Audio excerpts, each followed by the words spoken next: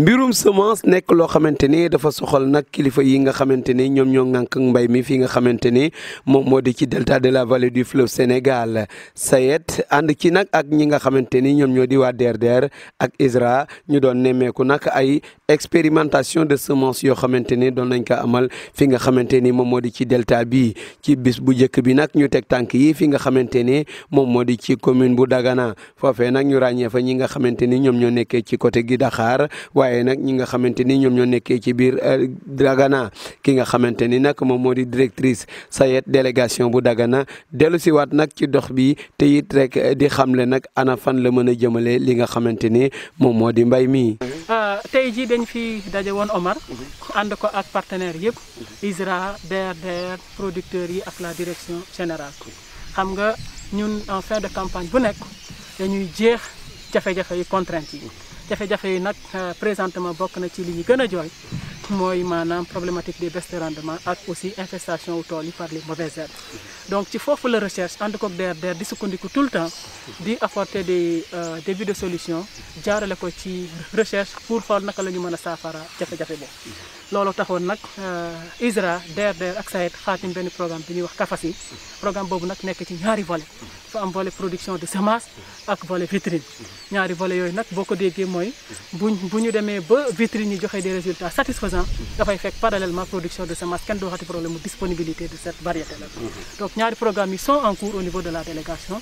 pour le programme vitrine am nañ ci 8 parcelles de démonstration yu ñuy expérimenté au niveau de la délégation léegi tey ñu ngi fii Dagana suba danañ dem secteur Ronk gannaaw suba ñu dem secteur Diama léegi nag pour ñu mën a xool nag comportement variété bi ci tool bi mais suivi bi yemul ci tool bi kese parce que bu ñu jógee ci tool bi aussi d'ailleurs moo tax ñuy saluer la présence la participation des transformateurs parce que ceeb bu ci producteur bi pare daa am beneen acteur bu koy jot muy transformateur bi kooku aussi variété bi war na mën a régler problème am muy surtout coefficient de transformation mais beneen acteur beneen maillon bi ci gën a am solo mu nekk en aval mooy le consommateur moom mooy ñam ceeb gis ni bii neex na mu demandé waat ko donc programme bii nag dafa jóg pour régler waale problème mu ñetti acteurs yooyu yëpp régler waale problème mu rendement ci tool bi régler waale problème mu mauvaise herbe parce que am nañu wax ni ISRA 6 bi maanaam pooram moom dafay jóg ci kaw et que jóg boobu muy jóg bokk na ci liy gêner aussi maanaam mauvaise herbe yi nga xam ni moom mooy coow li kon donc réglé na foofu benn problème beneen problème bi ci des ni ñu ko gisee nii ñu ngi ciy xaar rendement bu mucc ayib beneen bi ci des moo aussi bu réglé ci problème béykat bi mooy rendement bi ak mauvaise herbe bi aussi war na mën a réglé problème mu transformateur bi mooy mu am ci coefficient de rendement bu mucc ayib mais réglé waale problème mu consommateur bi loolu la programme bi ëmbaale yëpp nag ba nga xam ne ci cëppaandaw li aussi dinañ mën a wax exactement nouvelle variété yi ñu andi ñu nekk aussi ay innovation de taille yu am solo yi nga xam ne aussi recherche ak encadrement ñu ngi koy andi pour mën a apporter des solutions des réponses concrètes ci jafe-jafe yi béykat yi ci am beneen bi ci des nag mooy tool nag moom mauvaise herbe naam bu tool yaatoo sax mën nañu wax lutte chimique waaye tool am na nu muy tool surtout les faits parcellaires là yaakaar naa investissement humain du ci ñàkk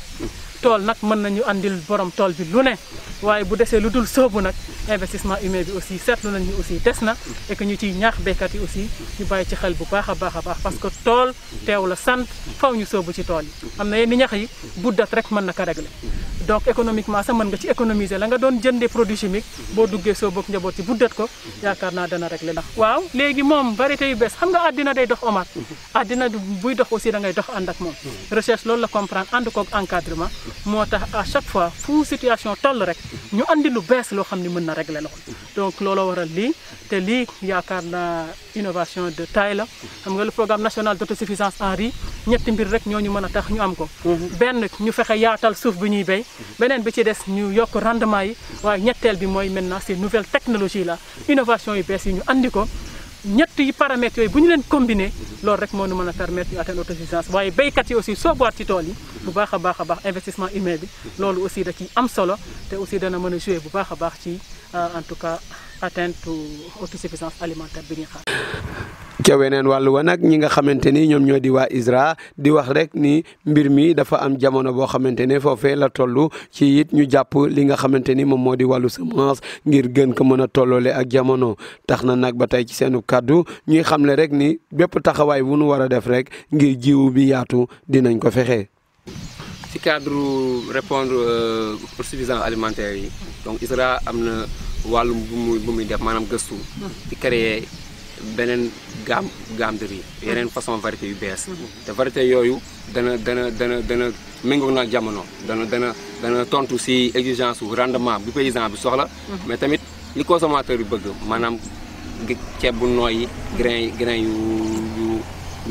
yu rafet yu mucc ayib donc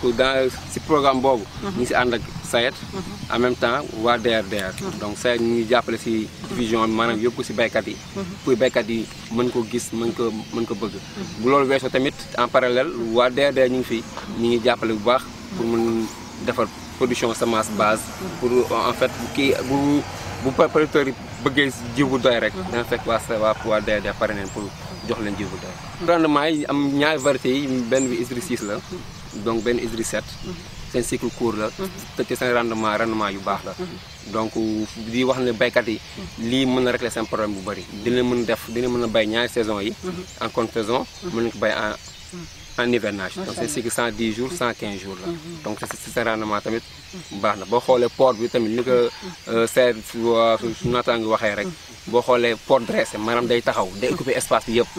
donc te gub bi day fees dina diis donc loolu dana tax béykat waaw loolu moom ñu ngi siy liggéey bu baax parce que li doon waa SAED nekkul Dagana rek lañ nekk donc SAED mi ngi Podor délégation Podor tamit am na yeneen site ñu ngi ko fay def si kaw loolu ñu ngi def ñaari façon jëmat ñu ngi def semi wis bi ñu ngi def tamit repiquage bi maanaam béykat bi moom ak partenaire SAED moom di leen gis carrément performance variété bi donc ñoom ak disponibilité tamit waa DRDR ñu ngi ni donc yaakaar naa si ay fan yu néew rek donc lépp lu béykat bi soxla dinañ si incha allah. direction régionale du développement rural du DRDR teewoon ca daje ba ñoom it ñi nga xamante ni ñoom ñoo di kilifa yi ngànk mbay mi dellu si nag ñoom it di indi leeral ak it di wax rek ni nga xamante ni moom moo di wàllu semence ana nan la soxalee ñi nga xamante ni ñoom ñoo ngànk mbay mi. tey ñu ngi si département Dagana ñi am visite d'échange ñun waa SAED ak waa ISRA si cadre programme CAFASI bi te programme bi visite bi dinañ ko tenir ñetti fan fii si département Dagana bi maa ngi remercier en tout cas la directrice de la délégation de Dagana di remercier waa ISRA aussi mais di remercier aussi vraiment producteurs yi nga xam ne ñoom ñoo nangu conduire en tout cas pratique nga xam ne moom lañ di sant tey pratique bi mooy lan diffusion bi nga xam ne moom la CAFASI indi dans le cadre de son programme ak ISRA pour ñu mën a vulgariser ñaari variété mooy ISRI 6 ak ISRI 7 tey nag gis nañu ISRI 6 bi ak 7 bi tey si département Dagana am na un bon potentiel de rendement ñu ngi am yaakaar bu baax bu lii continuer ba ñu góom ko dinañu am rendement bu baax te beneen variété bi mooy ISRI 7 bi boobu variété aromatique la boobu aussi comportement bi aussi am na solo donc lii lañ doon vraiment xaar si visite bi te ñu am vraiment satisfaction si ñi xam ne jot nañ ko gis fii si département Dagana si wàllu semence bi aussi nit yi commencé wax nañ fan yële semence bi am na problème c'est vrai que semence dina am problème mais aussi producteur aussi war na bàyyi waaram ci wàllu en tout cas bonne pratique bi ñëpp gis nañ tool yi bari nañu ñax léeg-léeg dañuy am semence bi moo indi ñax mi mais léeg-léeg loolu du ko indi lu problème bi mooy lan mooy problème bi ñëpp constaté ci vallée bi ñax bi dafa commencé di bare loolu lu koy indi souvent mooy matériel agricole nga xam ne dafay dem d'une zone à une autre loolu dafay nekk facteur de dissémination en tout cas mauvaise herbe mais aussi producteur aussi wal na en tout cas góorgóorlu bu defee semence wala bu defee parcelle de production mu dindi ñax bi bu baax a baax parce que soo ko fi bàyyi nga góob ko noonu dafay delluwaat ci tool bi rek wala dafay delluwaat ci semence bi rek te loolu jafe-jafe boobu gis nañ ko donc loolu yëpp di ñu ci taxaw bu baax a baax pour vraiment que producteurs yi aussi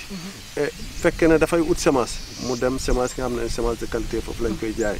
mais soo jaaree circuit yi nga xam ne c'est pas conventionnel nga dem jëli sa semence fu ne nga dem def ko sa tool da ngay indi sa bopp problème rek bu ëllëgee da ngay wax ne semence bi ngay accuser étant donné que yaa dem n'importe quoi nga def ko say parcelle nga def yow amoo semence bu baax war nañ si bàyyi xel bu baax a baax ñun nag aussi dinañ si bàyyi xel bu baax parce que secteur boobu ñun la concerné ñun ñoo war a taxaw di xool di séentu semence yi ñu mettre ko à la disposition en tout cas si producteur tey nag programme CAFACI bi defe naa dina indi solution si yenn problématique semence parce que am nañu programme production de semence ak CAFACI donc programme boobu bu ñu ko réussir bu soobee yàlla dinañ mettre à la disposition des producteurs semence yi qualité mais semence yi nga xam ne rendement bi dina xaw a yokku. ca weneen wàllu wa nag baykat yi ñoom it di wane rek ana ban jéego la ñu gis ni lii mën na ko yóbbu ci mbay mi te it di xamle rek ana yan njëriñ ñoom ñoo ci nekk rawatina nag ginnaaw bi nga xamante ne góob nañ ko ba noppi lan lañ ci gis ci wàllu njëriñ. ndax xam wax ni mooy bu beneen ne bu fekkee ñu jox teel te ñu mën ko yaatal encore parce que ñun kii noonu ñëw bi moo boot Kër Mbaye boot xare boot Tulo Jëri semence bi macha allah baax na. semence bi macha allah baax na semence bu baax la semence ba xam si bu meññee da meññ normal day si kii bi ci nawet bi joxaanu semence bi mu ñëw teel ñu mën ko jiw teel mu mën a yaatu encore. ban wutee la am ak xeetu semence yi fi ne woon. non bii moom macha allah bii moom day meññ encore dafay gudd te ñu mën a encore ndox waaw ñëw ndox te picc encore yi yabu ko waaw ci moom yabu ko. semence bi nag moom loolu moom dañ ci sawar di ci wax ndax semence bi suñu problème bu ñu am dëgg-dëgg moo di mooy premier intrant te à chaque fois buñ la ko joxee dafay doon semence boo xam si du am qualité te loolu nag jàpp naa ne ISRA taxawaayam bi mu si taxaw rafet na trop mais problème bi mi ngi nekk ci kan lañ koy jox kan moo war a démultiplier semence te gis naa ni tey jii su fekkente ne ñu bëgg nañu semence bi di nekk semence de qualité il faut que producteur bi ci boppam mu defaral ko boppam maanaam il y a des organisations dans chaque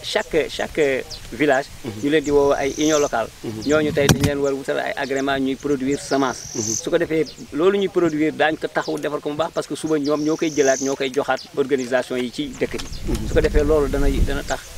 maanaam qualité bi nekk fa mais bu fekkente ne dañ ko jox koo xam ne si ni moom day jaay rek jaaykatu semence la rek moom bu ko defaree c'est-à-dire qualité bi ci war a nekk du ci sonn pour mu nekk ci loolu nag bëgg nañu ISRA SAED DRDR ñooñu ñëpp nga xam ne si ni ñoo nekk ci secteur boobu di ci yëngu ñu def ci seen ak li ñu doon séntu par rapport ak ñaari variétés yi muy ISRA 6 ak ISRA 7 macha allah gis nañ ni carrément que suñu mbébét incha allah mën a antu léegi leen rek la da nga koy mën a confirmer par rapport ak suñ ko góobee mais tamit suñ ko transformé ak suñ ko toggee parce que test yi ñuy def du limité wu rek ci test parcelle parce que ñun certes ñu ngi xool producteur li leen arrangé parce que producteur li ko arrangé mooy xool rendement mais ñun li ñu soxal tamit mooy xool producteur rendement bi mais tamit li nga xam ne ñoom ñoo war a consommer ceeb bi dinañ dem ba ci ñoom voilà donc dinañ dem transformer ceeb bi togg ko tamit xool ndax ceeb bi ndax arrangé na leen waaw te site bi instant li ñu gis nii macha allah certes am na ay jafe-jafe te jafe-jafe yooyu tamit dinañ ko jël dinañ ci bàyyi xel bu baax par rapport ak incha allah mbayu nawet bi ñu nar a def te lii tamit dinañ ko reprendre tamit déwén ci béyu noor ak béyu nawet tamit incha allah lii bu ñëwee te dégg ngeen dara ak jàmm salaam vraiment semence bi macha allah alhamdulilah parce que dañ ko defee vraiment gisuñ suñu bopp bu baax a baax xam nga béykat moom li koy may sens mu def essai si wetam bu ko xoolee mu amal ko rendement bu déwénee buy dugg mën si dugg te vraiment li ñu si gis vraiment doy na ma wax dëgg yàlla macha allah. essai bi nu nga ko gisee nii essai bi comportement bu baax la si tool bi même jafe-jafe yi bu ñu amoon njëkkoon am mooy problème xorom ji teewul nu mu ko toppatoo ceeb bi dem na ba joxe ceeb tool dem na ba joxe ceeb waaw donc buñu ko waxee noonu parce que moo ceeb moo Sahel 108 bi ñu dëkkandoo teew ñoo presque ñoo googandoo waaw jafe-jafe bu ñu amoon rek si tool bi mooy problème drainage teewul ceeb bi génne na résultat waaw ñi ngi xaar nag pour def étude évaluation production bi ak carré rendement bi pour nu mën xam rendement bi nu mu toll si tool bi waaw si loolu weesoo ñu ngi gërëm ñëpp CAFACI bi muy indi ISRA 6 ak 7 pour ñu def ko parcelle démonstration waaw ñu ngi gërëm aussi Thierno moom miy porté programme bi ñu ngi woon si jafe-jafe mais teewul bi ñu ko joxee jël na programme